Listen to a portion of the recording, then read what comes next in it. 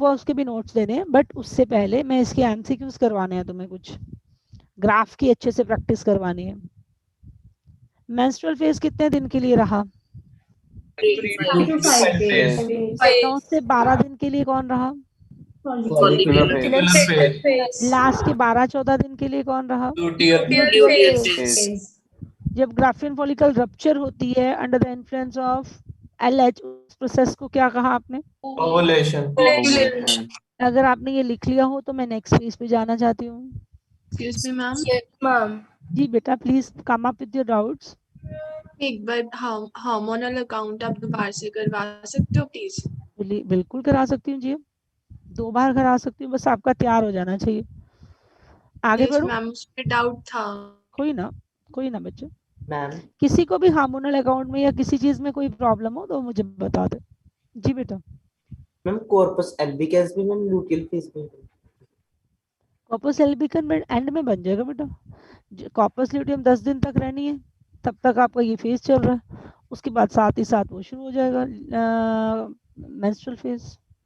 Corpus albicans रहेगी तभी तो प्रोजेस्टेरोन बनाएगी ना, जब वो डिजेनरेट करती है तो नया साइकिल शुरू हो गया। तो एल्बिकन कहाँ बनी? ब्लीडिंग फेज में। समझ गया? यस। इस स्लाइड से अगली स्लाइड पे जाने की परमिशन है? Yes, ma'am. Yes ma'am. पक्का सब लोगों ने लिख लिया? Yes, ma'am. अच्छा, अब मुझे ये बताओ, अगर मैं आपसे पूछूं इन द फॉलोइंग क्वेश्चंस है, ओके, एमसीक्यूज करा दूं थोड़े से question. Yes, ma'am. In follicular phase which of the following event occur in the ovary? पूरा क्वेश्चन लिख दिया। इन the follicular phase which of the following event takes place in ovary?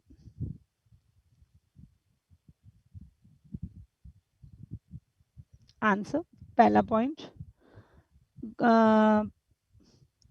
growth of follicles,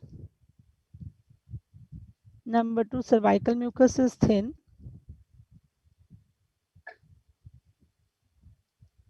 ciliary movement of the fallopian tube is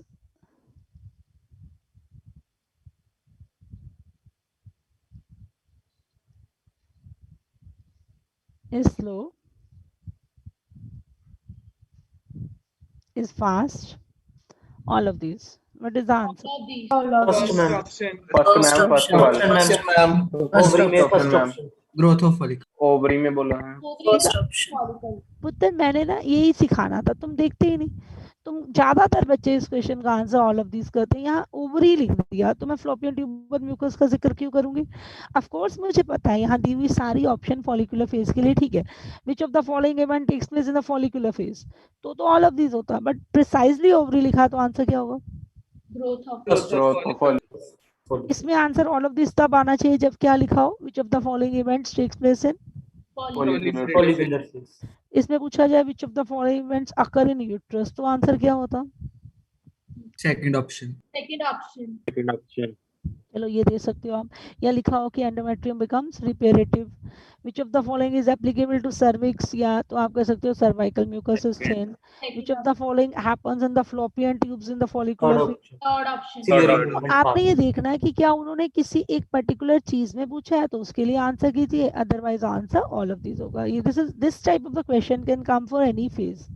यही मैं अगर luteal phase के लिए पूछूं, ovary में corpus luteum, endometrium thick glandular secretory, cervical mucus thick, और fallopian tube का movement slow. तो आप देख लीजिएगा भी, अगर उन्होंने कोई एक पर्टिकुलर चीज पूछी है तो उसके लिए है। बात समझ आ गई? Yes, ma'am. श्योर? Yes. पहले आप हार्मोन्स वाले सारा अच्छे से कर लीजिए, ग्राफ्स अपने सारे प्रैक्टिस कर लीजिए, देख लीजिए, उसको क्लियर कर लीजिए। फिर मैं एक बार फिर से हार्मोनल अकाउंट लूंगी और फिर मेनोपॉज लिखेंगे। याद रखना हमने मेनोपॉज अभी लिखा नहीं है, batch number 7, right? Yes. Okay, Yes. तो हार्मोन के लिए जगह थोड़ी ज्यादा चाहिए, मुझे नेक्स्ट पेज पे जाना होगा अगर आपने ये लिख लिया है तो।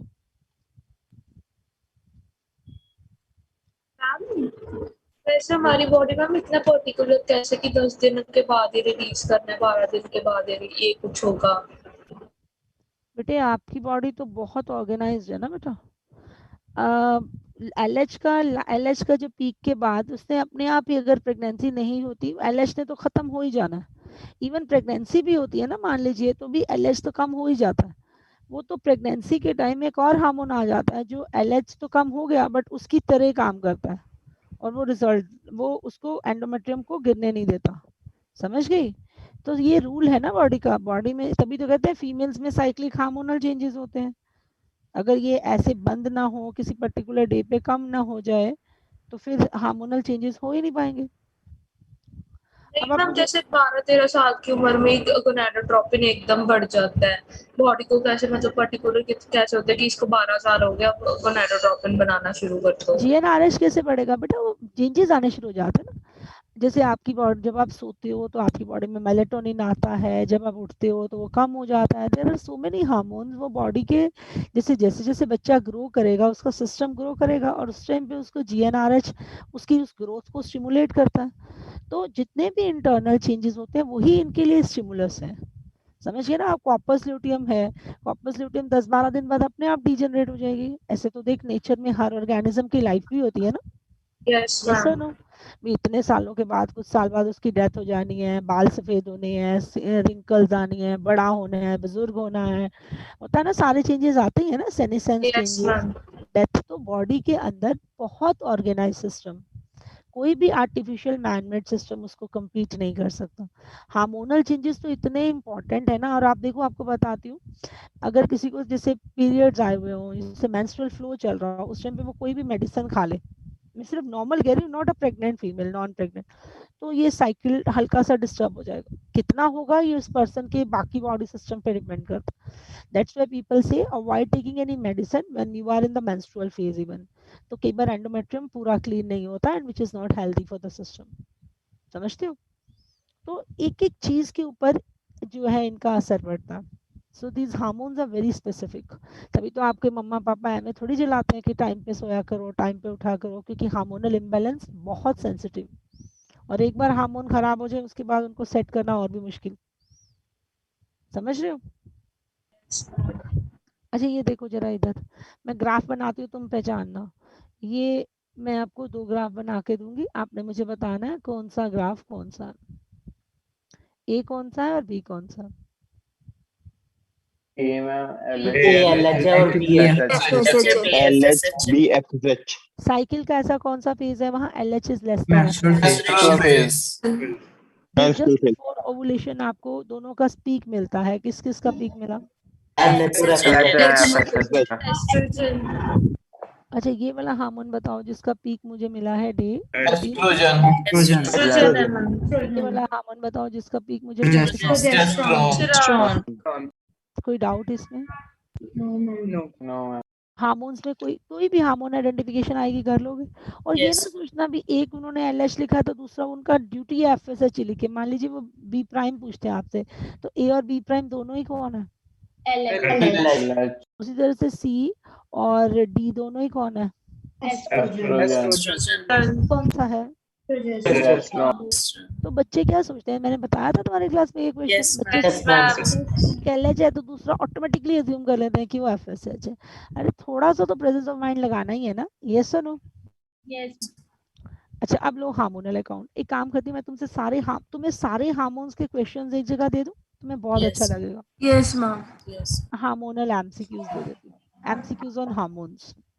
तो सबसे पहले आप मुझे बताओ। जी बेटा? अपकमिंग टेस्ट कब है? मेरा 15 को बेटा, कल की छुट्टी है, फिर अपनी 3 क्लासेस हैं, फिर एक छुट्टी है, फिर 2 क्लासेस हैं। और अपना टॉपिक पड़ा है फर्टिलाइजेशन इम्प्लांटेशन, तो 3 लेक्चर्स में वो हो जाएगा और एक लेक्चर में असाइनमेंट RPS, एक अपने लिए रिवीजन के लिए बचेगा। बट इस बार मैंने NCERT साथ साथ ही पढ़ा दी बहुत अच्छे से, तो मेरे को MCQs की प्रैक्टिस के लिए I will be getting 1 lecture. ठीक है? Thank you ma'am. मैम पिछले वाला आएगा कुछ? हाँ बताया था तुम्हें, ग्राफियन फॉलिकल्स का स्ट्रक्चर, वजाइना एंड इवन वो जो था ना लाइनें, जैसे स्पर्म की मैचुरेशन और मोटिलिटी बताया था ना। 60% sperm should have normal shape and size and 40% should have vigorous motility वो भी आ सकता है कि कौन सी 4 secretions are very important for motility of the sperms। तो क्या बोलोगे?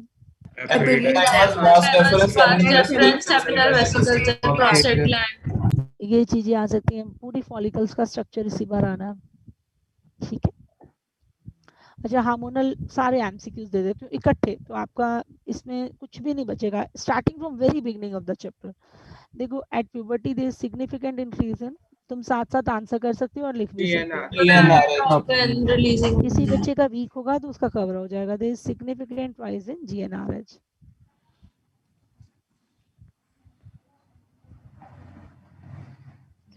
Next question, androgen stimulates spermatogenesis, true or false? true ma'am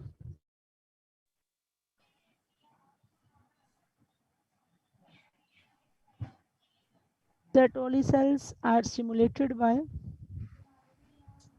FSH. FSH FSH.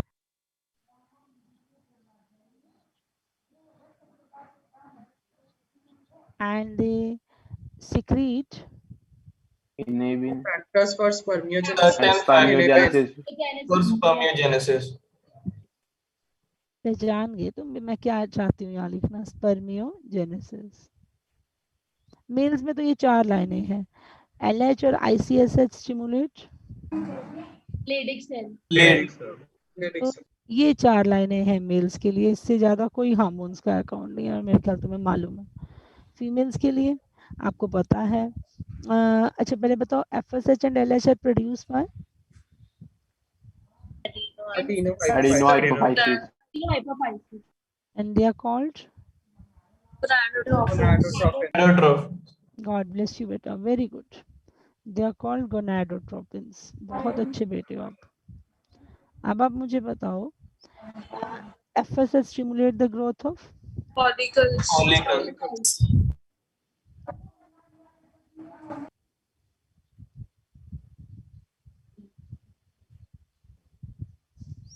LH induces ovulation corpus luteum develop under the influence of। LH. अब तो नहीं बोलोगे कि सारा कुछ LH के इन्फ्लुएंस में है। फॉलिकल किसके इन्फ्लुएंस में ग्रो कर रही है? FSH की influence FSH.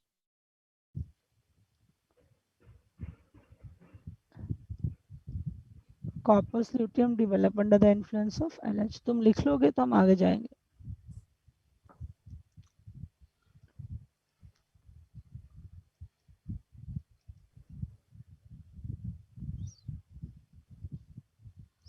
प्रोजेस्टेरोन का फंक्शन बताओ। Maintaining pregnancy. अच्छा, ये बताओ, under the influence of oestrogen endometrium becomes, endometrium repairs, that regenerates, Yes, ma'am. endometrium repairs, regenerates। कर दूं आगे? Yes, ma'am. देख लो, किसी का रह गया हो तो बता दो।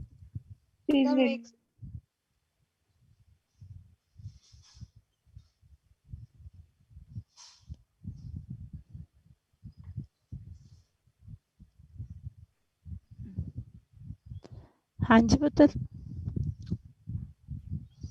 प्यूबर्टी में सिग्निफिकेंट राइज हुआ GnRH। GnRH कौन बनाता है? Hypothalamus. Hypothalamus. एंड्रोजन स्पर्मेटोजेनेसिस कराते हैं। Sertoli cells, FSH Sertoli cells को स्टिमुलेट कौन करता है? FSH. और FSH फीमेल्स में फॉलिकल्स को ग्रो कराता है। LH इंड्यूस करता है ओवुलेशन। कॉर्पस ल्यूटियम LH के इन्फ्लुएंस में डेवलप होता है। एंडोमेट्रियम रिपेयर होता है एस्ट्रोजन के इन्फ्लुएंस में। Endometrium becomes thick, highly vascular, Progesterone. secretory, glandular, under the influence of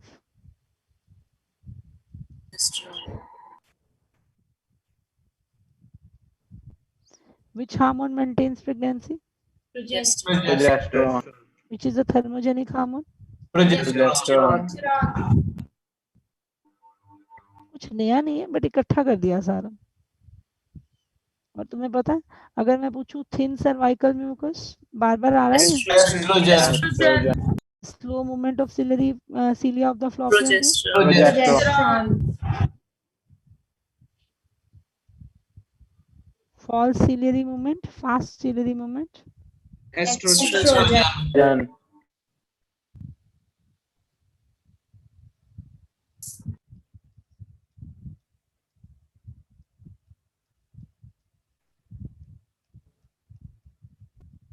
और एस्ट्रोजन की अगर मैं आपसे पूछती हूँ एंडोमेट्रियम शेड हुआ, इसका मेन कारण क्या है? Fall in Progesterone. Fall in progesterone.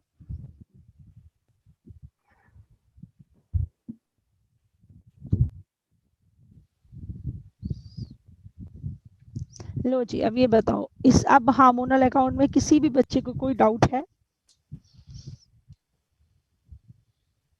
वो बच्ची जिसने कहा था हार्मोनल अकाउंट वादा बता दो, उसको क्लियर हो गया सारा? Yes ma'am. अच्छा, वो बताना, what is the root cause of lack of menstruation in a normally menstruating Fertilization. Of menstruation is only because of pregnancy या कोई और कारण भी हो सकता है? और कारण भी हो सकते हैं ma'am. Physical poor health, Poor health. Poor health, stress, etc. Hygiene, अच्छा, during pregnancy all the events of menstruation, see pregnancy में एस्ट्रोजन प्रोजेस्टेरोन ज्यादा है तो एफएसएच एलएच क्या हो जाएगा? इनहिबिट रहेंगे मैम। जी, सच्ची बताओ, क्लियर हो गया? Yes ma'am. बेटा किसी बच्चे ने वो तो नहीं पूछना था? अब अगले पेज पे जा सकती हूँ? नो मैम, एक मिनट मैम। किसी ने वो तो नहीं, दोबारा फ्लो चार्ट तो नहीं पूछना? मेल्स और फीमेल्स का वो भी बना लेते हैं अगर आप कहते हो तो। वो जो हार्मोनल था ना, वो भी बना लेते हैं अगर किसी को कोई डाउट हो, बट बताना होता है बेटे। जब तक मेहनत नहीं करोगे बैच नंबर 7, जब तक डेडिकेशन नहीं होगी, जब तक तड़प नहीं होगी भी हाय मेरी क्लास, मैंने पढ़ना है, मैंने करना है, तब तक आप उस मंजिल पे नहीं पहुंच सकते जिसपे हम आपको डिजर्व करते हैं, जिसपे हम सोचते हैं कि हमने अपने बच्चों को लेके जाना। समझ रहे हो? और मैंने आपको पहले ही बोला था, टफ टाइम है, आसपास सबको नजर आ रहा है कि आजकल बहुत अजीब सा टाइम चल रहा है, प्रॉब्लम्स इतनी दुनिया फेस कर रही है। तो न्यूज़ चैनल थोड़े थोड़े देखने, अवेयर तो रहना है, बट सारा दिन नहीं चलाओ, घर में भी। और अगर आता लगता भी है कि किसी का मूड अपसेट है मम्मा पापा का, तो मैंने आपको बोला था हाफ एन आवर उनकी हेल्प करनी है, हाफ एन आवर एक्सरसाइज करनी है, और अपना बाकी सारा टाइम किस में लगाना है? बोलो।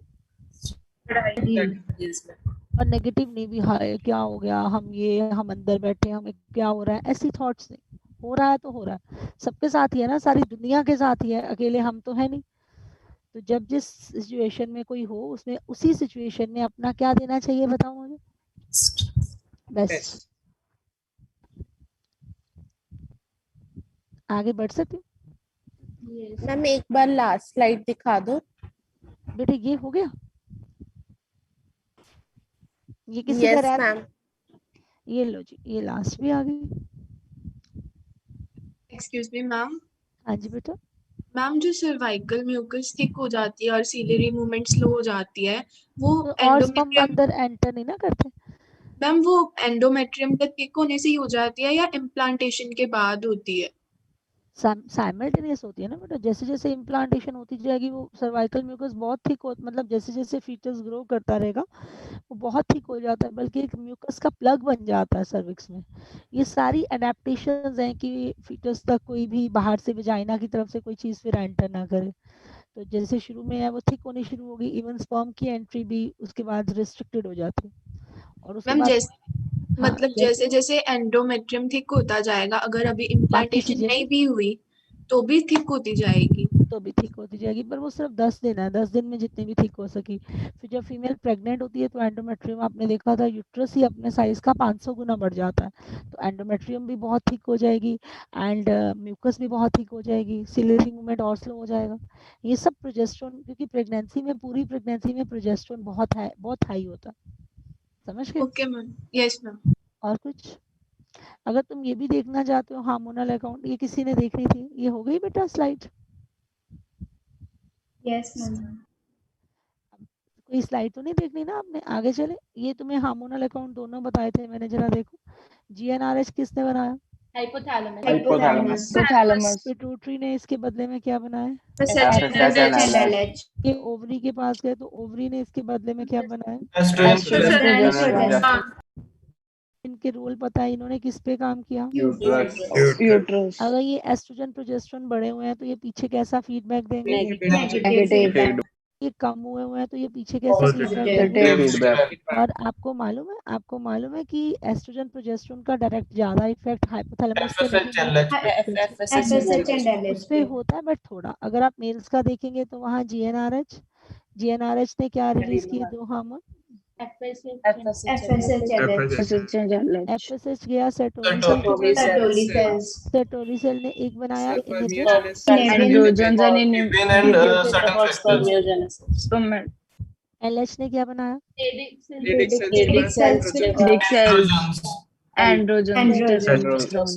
सेटोलिन का तो हमेशा इधर नेगेटिव ही रहेगा दोनों पे, यस और no? Yes ma'am inhibin basically किसके ऊपर एक्ट करता है? FSH. और टेस्टोस्टेरोन का भी जब वो बढ़ेगा तो कैसा फीडबैक जाएगा? नेगेटिव। बट मेन किस पे होता है? जीएनआरएच। ये आपने बहुत अच्छे से ये हार्मोनल अकाउंट पढ़े थे, आसान है ना? सच्ची बताना। यहाँ तक कि तुम्हें इन सब की वो भी पता है कि जीएनआरएच एक पेप्टाइडल हार्मोन है जिसमें सारे 10 अमीनो एसिड होते हैं, ये ग्लाइकोप्रोटीन्स हैं, और ये भी एक छोटा सा प्रोटीनेशियस हार्मोन है। बस टेस्टोस्टेरोन, एस्ट्रोजन और प्रोजेस्टेरोन स्टेरॉइडल है, और स्टेरॉइड बनाने वाली सेल्स में ज्यादा होता है एससीआर। Okay, clear? अगले पेज पे चले। अब आप फटाफट से मेनोपॉज भी लिख लीजिए।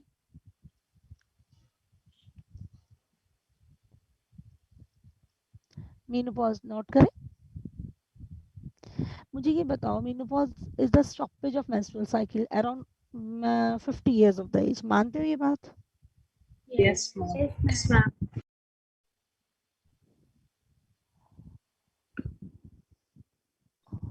बेटे आपको पता है ना, at the time of menopause there is loss of, बताओ किसका लॉस हो गया? फॉलिकल्स ही नहीं बची, एस्ट्रोजन ही नहीं आएगा। एंड इट कॉज, ये जो जब लॉस ऑफ एस्ट्रोजन हो जाता है, it cause marked physiological changes in the functioning of the body.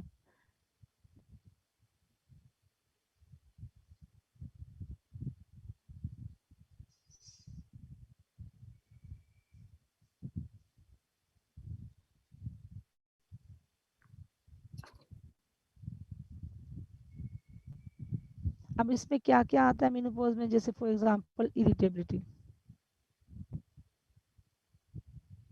Fatigue, anxiety, hot flushes. ये मेनोपॉजल कॉम्प्लिकेशन है। Sensation of warmth spreading from trunk to face.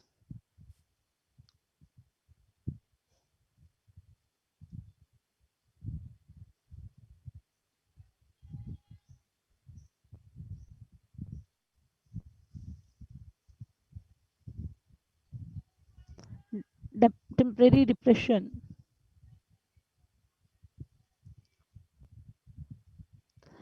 decreased strength and decreased calcification of bones,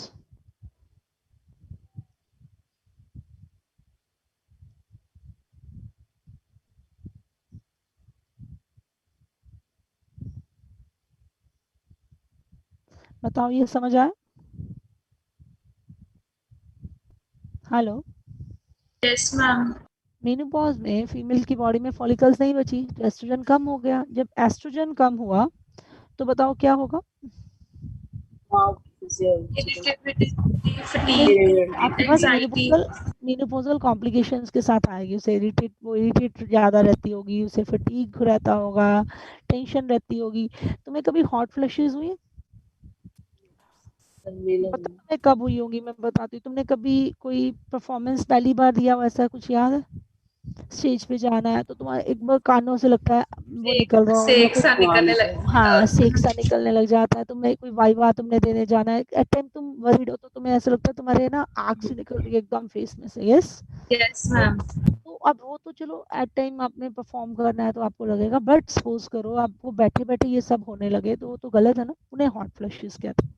हम excite है, हमें कोई presentation करनी है, कोई dance perform करना है या कोई वाइवा देने जाना है, प्रिंसिपल ने बुला लिया, हम एकदम वो तो हमारा सिंपैथेटिक रिस्पॉन्स, बट वैसे ही नॉर्मली होता रहे तो वो हो गया हॉट फ्लशेस। आपको पता है जो एस्ट्रोजन है वो एक ओस्टियोब्लास्टिक हार्मोन है, पता है ना? पता है कि नहीं पता? Yes, ma'am. एस्ट्रोजन इज ओस्टियोब्लास्टिक, ये ना हड्डियों को बनाता है। बनाता है। तो अगर एस्ट्रोजन कम है तो इसका मतलब ये है कि हड्डियों की स्ट्रेंथ कैसी हो जाएगी? कमजोर हो कम हो जाएगी। जाए। तो ये हम मीनोपॉजल फीमेल्स में देखते हैं। तो मीनोपॉजल फीमेल्स में ऐसी कॉम्प्लिकेशन अगर लेके आती कोई फीमेल तो हमें उसको क्या थेरेपी देनी पड़ती है? ये नहीं कि सबको होती है ये problem, these are the complications which are associated with menopause. कई फीमेल्स में मेनोपॉज इतना ग्रेजुअली होगा, वो आपको इतने सिम्टम्स नहीं दिखाएंगी। कई फीमेल्स में इतना सडन हो जाता है, तो आपको पता है ना कई बार कोई दवाई भी देनी होती है, खासकर स्टेरॉइड, तो हम कहते हैं इसे टेपर हुक करके दो। समझ देखा देखा आपने कई बार भी कोई दवाई है आज ले रहे हो, फिर उसके बाद एक एक टेबलेट शुरू कर देना, फिर उसको बंद कर देना, होता है ना?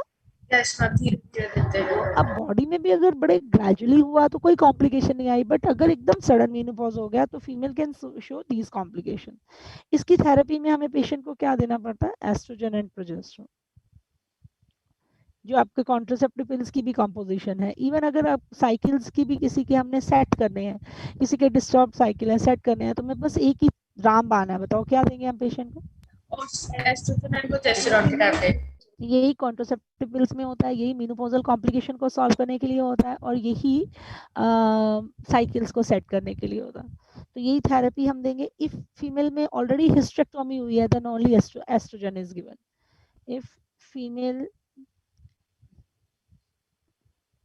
if hysterectomy is already done तो क्या देना पड़ेगा? Only Estrogen. then only estrogen is given। अगर फीमेल का ऑलरेडी हिस्टेक्टोमी हुआ है तो फिर तो सिर्फ उसे अकेला क्या दे दो बताओ? एस्ट्रोजन। अदरवाइज आपने कॉम्बिनेशन में देने होते हैं एस्ट्रोजन एंड प्रोजेस्टेरोन। इसमें प्रोजेस्टेरोन की क्यों भी जरूरत पड़ती? अब अगर यूट्रस ही नहीं है तो फिर प्रोजेस्टेरोन देने का तो कोई मतलब ही नहीं है। मैम उसका तो हिस्टेक्टोमी के बाद कैल्शियम की टैबलेट्स क्यों देते हैं? एस्ट्रोजन की वैसे बेसिकली क्या है, वो तो कैल्शियम तो आपको पता है ना कई कारण से दिया जाता है कि हड्डियां कमजोर ना हो। फीमेल में अगर मेनोपॉजल भी है और हिस्टेक्टोमी भी हुआ है, एस्ट्रोजन की काफी कमी है, तो कैल्शियम सप्लीमेंटेशन करना ही होगा। यही तो हम सिखाते हैं, जो हमारी वर्कशॉप होती है जिसमें हम मेनोपॉजल फीमेल्स को बुलाते हैं, उनको यही कहा जाता है कि आपने अपनी डाइट में कैल्शियम और सोया और ऐसे एस्ट्रोजेनिक फूड्स बढ़ाने हैं, क्योंकि आपकी बॉडी में नेचुरल एस्ट्रोजन अब कम हो गया, अब आपकी हड्डियां थोड़ी कमजोर होनी शुरू हो जाएंगी। एस्ट्रोजन हड्डियों को स्ट्रॉन्ग रखता है, ये ओस्टियोब्लास्टिक हार्मोन होता है। ओके अच्छा ये बताओ, एक मेनोपॉजल फीमेल के यूरिन में हमें एफएसएच क्यों मिलता है? मैम क्योंकि Follicles एस्ट्रोजन से प्रोजेस्टेरोन कम हो जाता है। मैम पॉजिटिव फीडबैक जाता है मैम, एस्ट्रोजन कम हो जाता है तो। जी FSH is present in the urine of a female after menopause because of the decline in the level of estrogen. तो gonadotropin से FSH बहुत बढ़ जाएगा and they will start coming in the urine। तो मैं अगर यहाँ लिख दूं कि मेनोपॉजल फीमेल के यूरिन में कौन सा हार्मोन होता है?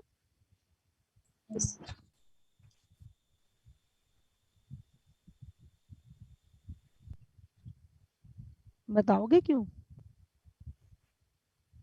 Positive feedback. पॉजिटिव फीडबैक के कारण gonadotropin बढ़ जाते एस्ट्रोजन हैं। कम हो गया, तो एस्ट्रोजन कम हो गया तो एफएसएच को नेगेटिव फीडबैक मिलेगा ही नहीं, क्योंकि जब बढ़ता था तभी देता था, तो एफएसएच बढ़ता रहेगा and it will come in the urine of the female. तो अगर मैं आपसे पूछती हूँ which hormone is present in the urine of the female, क्या बोलोगे? LH भी तो हो सकते हैं उसमें। बिल्कुल हो सकता है बेटा, आपने बिल्कुल सही बोला, प्रोजेस्टेरोन या एलएच भी बढ़ सकता है, बट आप प्रेफर एफएसएच कीजिएगा बिकॉज आपकी एनसीईआरटी ने एफएसएच लिखा है, वैसे गोनाडोट्रोपिन सही है। ठीक है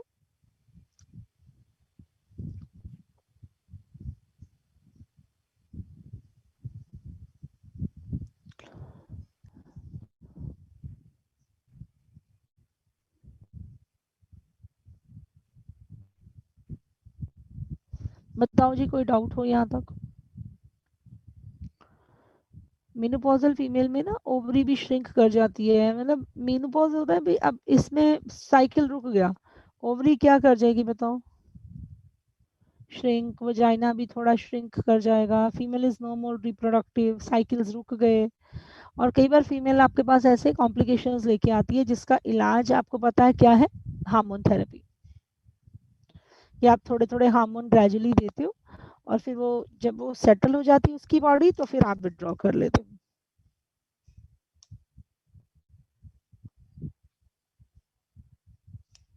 जब हम आर्टिफिशियली कोई हार्मोन बाहर से लेते हैं तो सेम ड्यूरेशन में हमारी बॉडी प्रोड्यूस करती है वो हार्मोन या नहीं? आपकी बॉडी नहीं कर रही तभी हमें बाहर से देने पड़ते हैं, समझ गए ना? जैसे अब किसी देखो, हाँ हाँ बोलो। किसी का डिसबैलेंस है कि मतलब उसका पता नहीं है कि साइकिल्स का कि कब प्रोजेस्टेरोन और एस्ट्रोजन के लेवल्स फिक्स नहीं है, अगर हम उसे एक फिक्स टैबलेट दे रहे हैं तो उस दौरान पूछ रही हूँ कि द बॉडी एक बड़ा रिलीज। देखो, आपकी ना आवाज बड़ी कट कट के आ रही है, मैं आपको बता दूं, इट इज वेरी डिफिकल्ट। मतलब अगर किसी को भी आप देखो ना, आपने किसी बच्चे का, मान लीजिए आपके पास कोई पेशेंट आया है 18 साल 17 साल का और उसके साइकिल्स ठीक नहीं है, आप उसको एस्ट्रोजन प्रोजेस्टेरोन दोगे, आप उसे बता ही देते हो कि ये कॉन्ट्रासेप्टिव पिल्स हैं, तो मैंने आपको बताया कई बार उनके साइड इफेक्ट्स भी होते हैं, काफी पेशेंट्स उससे ये नहीं कि एकदम ठीक हो जाते हैं, बट हमारे पास यही इलाज है। बाकी उसका दूसरा इलाज तो मैंने बताया ही, पहले पेशेंट को कहा जाता है कि अपना लाइफस्टाइल ठीक करो, क्योंकि ज्यादातर बीमारियां होती लाइफस्टाइल से। अगर वो पेशेंट अपना लाइफस्टाइल ठीक कर लेगी, अपनी डाइट अच्छी रखेगी, एक्सरसाइज रखेगी, तो आप थोड़ी सी मेडिकल असिस्टेंस दोगे तो उसको अच्छा रिजल्ट मिलेगा। नहीं तो सारी उम्र इतने सारे ड्रग्स दे के एक 18 साल के बच्चे को कहाँ तक आप उसके साइकिल्स सेट करोगे? समझ रहे हो ना? तो यस मेन तो मैम। ये लाइफस्टाइल प्रॉब्लम्स होती हैं, जो अपने लाइफस्टाइल पे काम कर ले उसकी मेडिसिन उतनी ही कम होती है। समझ गए ना? ये आर्टिफिशियल कॉन्ट्रासेप्टिव पिल्स जैसी केमिकल्स देके हम साइकिल सेट करने की कोशिश तो करते हैं, बट उसमें कोई बहुत बेनिफिट नहीं होता। Yes ma'am, okay ma'am.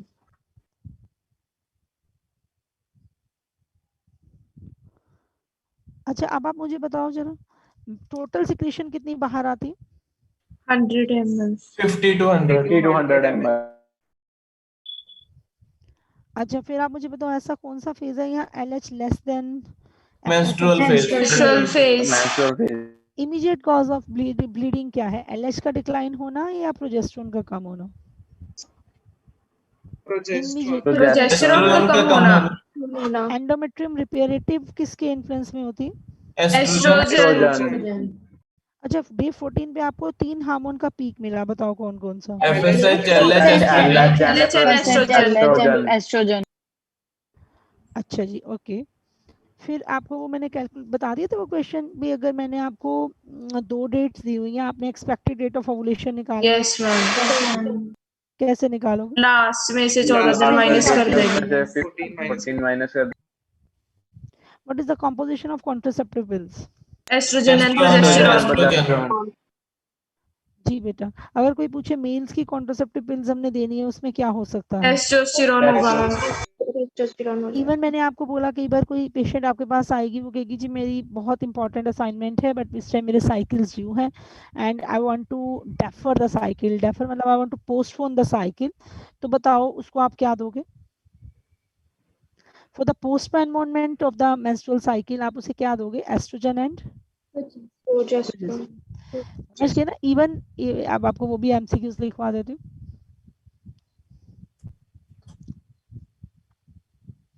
हाँ जी बेटा, बताइए, what is the composition of contraceptive pills? Estrogen and progesterone.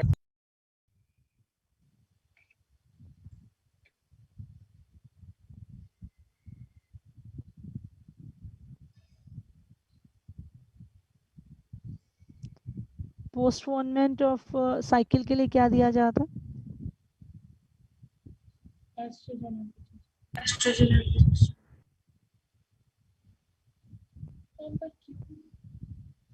Mail contraceptive को अगर मेल के लिए कॉन्ट्रासेप्टिव पिल देनी हो तो उसमें क्या होगा? टेस्टोस्टेरोन। हम देते नहीं वैसे, वी डोंट यूज, हमारे कंट्री में तो शुरू से ही नहीं दिया गया। बट अगर बाकी कंट्रीज में जिन्होंने दिया भी है वो भी बुला बुला के फिर उनके बहुत कॉम्प्लिकेशंस होती हैं इसकी ना, दिस इज नॉट सेफ, तो it should not be given to males. But आपसे कोई टेक्स्ट का क्वेश्चन पूछ ले तो बल्कि एस्ट्रोजन प्रोजेस्टेरोन के उतने साइड इफेक्ट्स नहीं देखेंगे जितने टेस्टोस्टेरोन को देने से होते हैं। सो मेल अगर कोई पूछता है कि मेल कॉन्ट्रासेप्टिव में होना क्या चाहिए तो क्या है अभी अपने पास option testosterone, but normally we don't give it to the patients, हम देते नहीं है। क्योंकि क्यों नहीं देते बताओ? क्योंकि इसके बहुत साइड इफेक्ट्स हैं। अच्छा आप मुझे बताओ मेनोपॉजल कॉम्प्लिकेशंस में क्या हो सकता है? Irritability, anxiety, fatigue, fatigue, hot flushes, depression, bone, जी osteoporosis, decalcification, hot flushes, decrease in the calcification of bones. अच्छा ओस्टियोब्लास्टिक हार्मोन का नाम बताओ। estrogen, अब बताओ, अब मेरा ये गैमेटोजेनेसिस तक पूरा कंप्लीट है आपके साइनॉप्सिस में, एनसीईआरटी में आपने देखा वही सीक्वेंस था जो मैंने यूज किया मेंस्ट्रुएशन तक, यहाँ तक के कल आपकी असाइनमेंट आरपीएस सारा सॉल्व चाहिए मुझे। और फिर हमने क्या करना है, what next? fertilization and implantation. Next topic पढ़ना है वो फर्टिलाइजेशन एंड इम्प्लांटेशन है।